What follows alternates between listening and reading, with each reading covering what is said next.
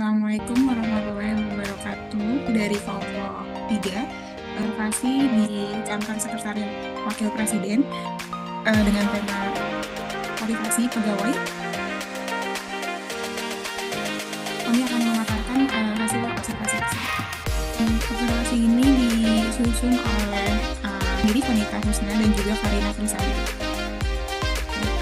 Untuk motivasi sendiri, motivasi ini adalah berasal dari kata Latin atau mover, yang artinya dorongan atau daya penggerak. Menurut Robert Marcus dan juga Jackson, motivasi ini merupakan hasrat yang timbul dari diri seseorang untuk melakukan suatu tindakan. Yang mana motivasi ini disebut juga sebagai pendorong atau keinginan dan juga pendukung maupun kebutuhan yang dapat membuat seseorang bersemangat dan termotivasi untuk mengurangi serta memenuhi dorongan diri sendiri untuk memahami keadaan. Tujuan dari motivasi itu sendiri mencakup beberapa aspek yang membantu individu dan kelompok untuk mencapai hasil yang diinginkan. Beberapa tujuan utama motivasi itu adalah mencapai tujuan, kemudian untuk meningkatkan kinerja, membangun keterlibatan, meningkatkan kepuasan, dan juga memfasilitasi pembelajaran dan pertumbuhan, dan mengatasi tantangan.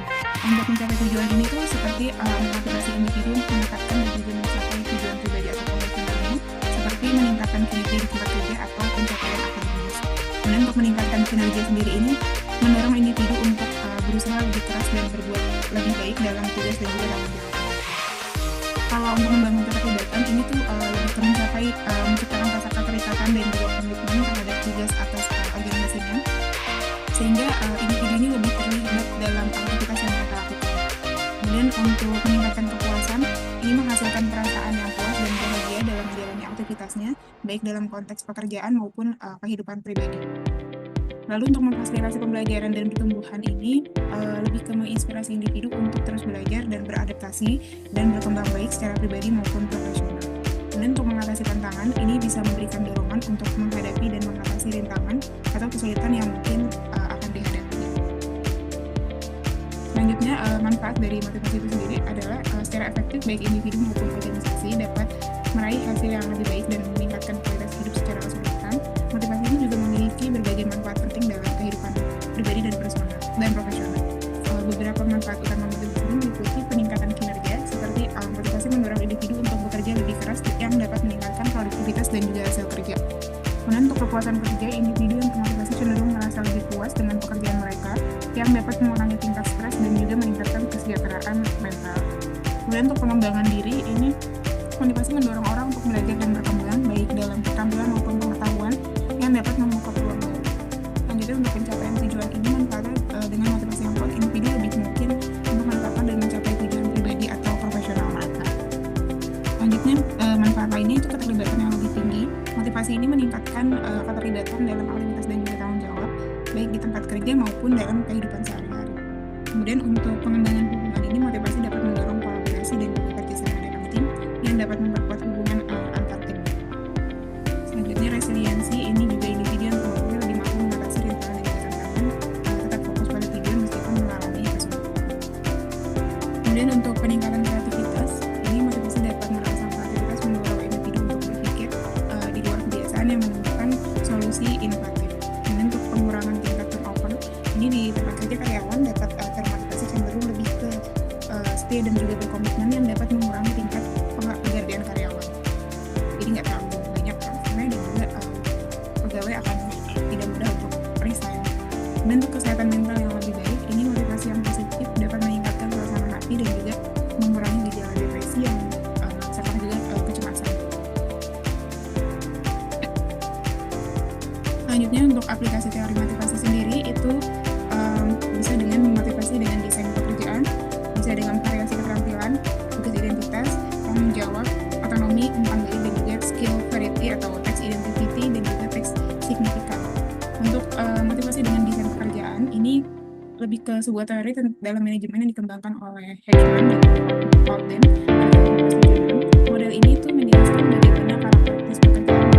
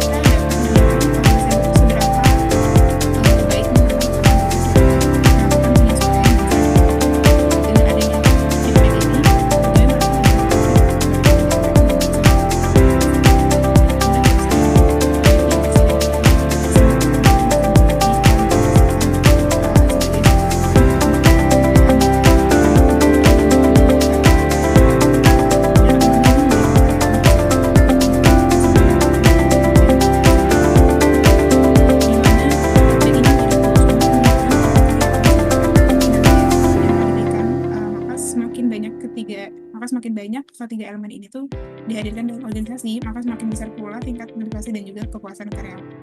Sehingga semakin rendah pula ketidakhadiran atau kemungkinan karyawan untuk resign.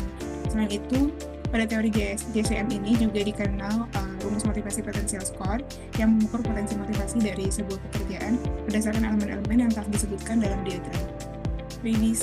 Mendesain ulang pekerjaan, apakah proses merestrukturisasi tugas dan juga tanggung jawab pekerjaan ini untuk meningkatkan kepuasan kerja dan juga produktivitas dengan membuatnya lebih menarik dan menarik. Dua hal realisasi ini dengan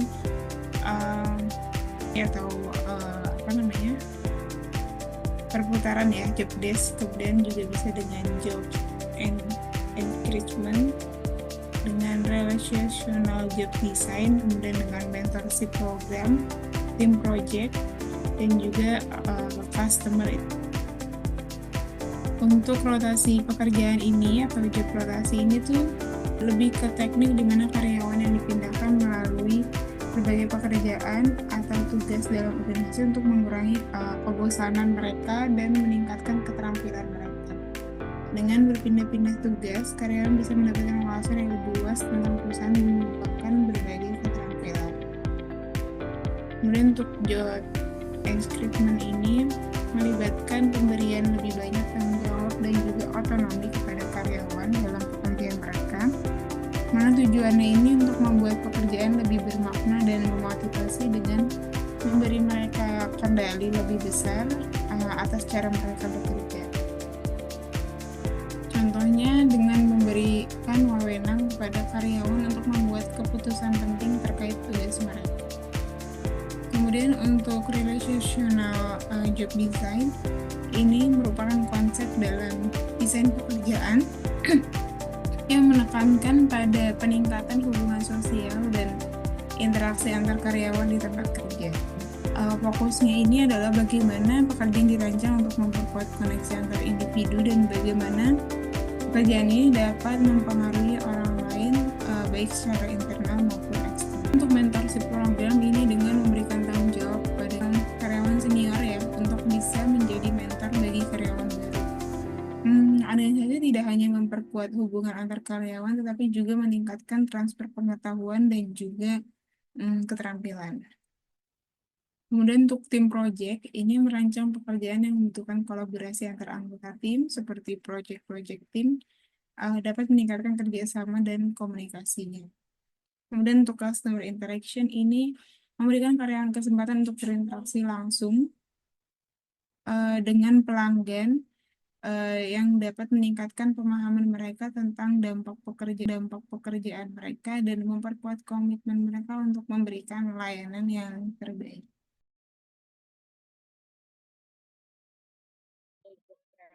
Ada telekomunikasi. Proses kami itu di sekretariat wakil presiden itu dia buat 9 jam. Jadi kalau dia akhir jam 8, pulang jam 4. Kalau dia masuk jam 9, pulang jam 6. Tergantung telat waktu masuknya. Reward motivation itu dalam bentuk gaji, bonus, profit sharing, kompensasi, dan proses pembeliannya jadi salah satu faktor motivasi pegawai. Kalau using benefit to motivation employee itu ada tunjangan, perawatan kesehatan, titik berbayar, pensiun, fasilitas pengembangan, karir, hingga studi kembali. Reward employee itu mengekspresi hasil kinerja dan memberikan reward dalam pekerjaan bila berhasil activity target. Kami ambil dan hasil observasi yang kami analisis dari salah satu sentra pemerintahan yaitu sekretariat wakil presiden itu. Sekretariat wakil presiden adalah satuan organisasi di Kementerian Sekretariat Negara Indonesia yang mempunyai tugas menyenangkan pemberian dukungan teknis dan organisasi rumah tanggaan, keprotokolan serta analisis kebijakan kepada wakil presiden dalam membantu presiden menyelenggarakan pemerintahan negara. Sekretariat wakil presiden sebagai organisasi pemerintah menyelenggarakan pemerintah negara. Sekretariat wakil presiden adalah organisasi pemerintah terbesar di Indonesia telah menunjukkan komitmen yang kuat dalam meningkatkan motivasi dan kinerja karyawan melalui berbagai program inovatif serta adanya visi dan misi Sekretariat Wakil Presiden. Sekretariat Wakil Presiden telah menunjukkan komitmen yang tinggi dalam meningkatkan motivasi dan kinerja karyawan melalui berbagai strategi dan program inovatif. Program program dinamakan Satu Warga Siap, sinergi, inovatif, akuntabel, dan proaktif. Maju bersama menjadi salah satu inisiatif utama yang bertujuan membangun sinergi kreatif dan inovasi untuk menghadapi dalam faktor utama yang mempengaruhi motivasi karyawan di sana meliputi satu, pekerjaan karyawan yang merasa bosan dengan pekerjaan yang rutin mengalami penurunan motivasi. Solusi yang diterapkan adalah rotasi kerja untuk memberikan pengalaman baru dan menimbulkan empati terhadap tantangan di posisi yang lain. Yang kedua, sikap kerja. Beberapa karyawan menegakkan tanggung jawab kerja. Hal ini diatasi melalui pendekatan personal dari pimpinan, baik melalui diskusi langsung maupun memberikan pemahaman tentang pentingnya profesionalnya. Yang ketiga, budaya kerja. Motivasi ditingkatkan untuk memberikan penghargaan berupa gaji, tunjangan, promosi, jabatan, pelatihan, dan kesempatan untuk berinteraksi langsung kepada pimpinan, ya pimpinan, termasuk Bapak Wakil Presiden. Dan ada juga dampak menurunnya motivasi kerja didefinisi sebagai hal yang menular, mirip dengan penyakit dalam organisasi yang dapat mempengaruhi moral dan sikap karyawan lain. Untuk mengatasi hal yang dilakukan oleh pimpinan. Yang pertama, turun langsung bagi karyawan yang kurang menjaga sikap kerja dan penilaian kinerja karyawan. Yang kedua, pendekatan kekeluargaan melalui komunikasi dengan keluarga karyawan. Yang ketiga, pemantauan langsung dan penilaian secara berskala terhadap kinerja karyawan setiap 3 bulan sekali. Terus ada pelatihan dan pengembangan dan per tahunnya. Pelatihan ini berguna dan bermanfaat bagi karyawan berbasis liburan baru dan kegiatan seperti ini dinamakan employee directing, menumbuhkan semangat pengawasan karya. Berikut dokumentasi hasil observasi di Sekretariat Wakil Presiden. Motivasi karyawan di Wakil Presiden. Menurut Bapak, apakah ada karyawan yang masih kurang motivasi kerjanya, Pak? Ya, mungkin sama ya, di setiap lingkungan kerja pasti ada karyawan ini yang kurang motivasi dalam kerja. Gitu. Ada beberapa hal. Yang pertama, kerjaan itu mungkin kurang menantang bagi orang yang kinerjanya sudah bagus. Nah, ada juga yang memang secara sifat dia susah untuk sadar tentang kinerjanya. Nah, biasanya kalau yang orang tipe nomor 1 ya, yang memang butuh tantangan dan lain-lain, faktor utama orang turun motivasi itu biasanya karena mungkin bosan ya, kerjanya itu. Nah, sehingga kadang di kami ini kita lakukan semacam rotasi pekerjaan supaya orang tidak terlalu bosan. Jadi kan di sini kan banyak pekerjaan, misalnya apa itu? Kalau yang sekarang ini ada yang ikut kunjungan kerja Bapak Wakil Presiden, gitu ya, misalnya gitu ya. Nah, ada juga yang membantu di laporan, gitu, macam-macam. Nah, ini kita tukar supaya yang pertama itu menimbulkan rasa empati ya, bahwa oh ternyata kalau kerja di tempat yang lain ini susah juga ya, gitu. Oh ternyata kerja di tempat yang lain itu menantang juga ya. Itu mungkin bagi orang yang kinerjanya sudah bagus, tapi mungkin butuh supaya tidak timbul kebosanan sehari-hari. Nah, yang kedua ya memang secara kultur orang itu nggak punya motivasi kerja. Ya ini agak berat ini ceritanya. Nah, gimana ceritanya? Nah, ini mungkin kalau ada waktu saya akan nerangkan. Jadi ini butuh treatment khusus. Artinya motivasi ini harus istilahnya kalau saya sih dari hati ke hatinya. Dari hati ke hati menumbuhkan kesadaran dia untuk supaya sadar bahwa Anda ini harus bekerja loh. Anda ini harus bekerja itu merupakan kewajiban Anda loh, bukan merupakan yang mana kalau PNS kadang sudah status PNS kemudian santai-santai saja. Itu sih kira-kira. Ya. Bagaimana cara Bapak menyikapi karyawan tersebut? Nah, mungkin yang pertama tadi sudah saya terangkan ya. Saya terangkannya mungkin yang termotivasi sudah saya terangkan. Nah, sekarang yang kedua nih. Nah, orang-orang ini sederhana saja sebenarnya sih. Yang pertama kita panggil, terus kemudian kita motivasi bahwa sebenarnya satu, saya sering katakan kepada teman-teman yang ada di sini bahwa tugas seseorang itu bekerja itu kan dalam tanda kutip mencari nafkah ya. Itu dulu ya. Nah, kemudian yang kedua ini ada nih. Jadi kalau saya sering memotivasi begini. Kalau orang ini bekerja lebih, jadi misalnya Karin, digaji 10 juta. Kemudian Karina ini bekerja sungguh-sungguh. Sebenarnya kalau sungguh-sungguh itu layak diberikan penghasilan 13 juta. Saya kebalikannya. Saya digaji 10 juta, tapi saya malas-malasan kerja saya. Sebenarnya lainnya dibagi cuma 8 gitu. Artinya sebenarnya saya divisi 2, Karin surplus 3. Nah, ini bukti di kita di sini ya, mungkin bisa tanya nanti ke teman-teman yang lain. Orang yang bersungguh-sungguh, di mana dia memberikan nilai tambah 3 tadi, itu karir dia bagus, pekerjaan dia bagus, semuanya bagus. Dan semuanya saling support. Kebalikannya, bagi orang yang kinerjanya itu divisi dia berarti ya, nah itu ada aja. Pasti dia tidak akan dipilih pada saat karir, terus kemudian kalau toh ada perbantuan ke tempat yang lain tuh, kok itu yang berangkat ya, gitu. Nah, cara saya supaya membanggakan itu, jadi saya sebenarnya gini ya, benar-benar menerapkan yang namanya waskat, pengawasan melekat Tapi pengawasan melekat itu benar-benar melekat gitu. Jadi ada 2 orang yang kinerjanya nggak bagus, saya dudukkan di tempat kerja saya gitu. Luar gitu ya. Pokoknya saya bisa memantau dia masuk. Lama-lama timbul kesungkanan ya. Mohon maaf menjadi agak nyombong ya. Bosnya lebih rajin daripada itu. Akhirnya dia ngikut bosnya untuk rajin gitu. Ya, memang untuk orang-orang yang kurang motivasi harus butuh perhatian khusus, dinasihati, dikasih contoh, dan dipantau. Itu aja sih. Baik Bapak. Ya. Menurut Bapak, apa dampak menurunnya motivasi kerja karyawan itu bagi kantor? Kalau saya melihatnya ini hampir mirip pandemi ya, mungkin kalau pandemi COVID gitu ya. Jadi kalau satu orang ini kurang menjaga apa istilahnya sikap ya. Kalau dulu COVID itu kan harus pakai masker, 5M gitu kan. Nah ini sama ini, kalau kurang menjaga sikap, kurang menjaga attitude, kurang menjaga kinerja, satu yang bahaya itu penyakit menular. Jadi bisa menular itu ke orang-orang yang lain. Karena pasti orang istilahnya gini membandingkan, itu nggak pernah masuk, nggak pernah ditegur, saya tiap hari masuk. Nah, ini penyakit menular inilah yang menyebabkan kinerjanya itu semakin turun gitu. Makanya orang-orang yang mempunyai penyakit motivasinya kurang bagus itu ya diisolasi lah. Yang seperti saya sampaikan tadi ya, isolasi dulu dari yang lain gitu, supaya nggak menular. Sebenarnya hampir mirip sama ilmu kesehatan gitu. Jadi kalau nanti menular, cara membangkitkan semangat motivasi itu tidak hanya terbatas 2 orang itu, tapi saya harus membangkitkan semangat. Di sini kan hampir 30-an orang ya, untuk 28 orang yang lain. Itu kan suatu pekerjaan yang sulit kan melahirkan, dan ujung-ujungnya pasti menyebabkan kinerja organisasi itu turun. Itu sih. Ya. Baik Pak. Apakah di sini diberikan pelatihan kepada karyawan yang kurang motivasinya Pak? Kalau diberi ya ini, kalau istilahnya perhatian dalam arti saya memonitoring, pasti iya. Saya monitoring terus ya. Sampai guyon saya begini ya. Ini lepas-lepas apakah ini masuk teori manajemen atau enggak ya. Tapi memang harus ada telepon orang terdekat. Itu penting gitu. Ya saya bukan menggunakan teori pinjol ya. Nanti jangan saya menggunakan teori pinjol, tapi hampir mirip begini loh. Seorang yang pinjol, dia akan malu ketika orang lain terdekatnya itu ditelepon. Dan kemudian dia pasti akan, kamu tadi saya dapat telepon. Nah, saya mencoba beberapa kali menggunakan trik yang paling baru itu, menggunakan telepon kepada kerabat terdekatnya. Ya kalau nggak suami, istri, tapi belum sampai anak sih. Jadi, sudah berangkat atau belum? Sudah Pak. Nah, nanti begitu sampai kantor pasti cepat itu nyampe itu. Karena pasti istrinya kan akan telepon, cari sama bos kayak gitu.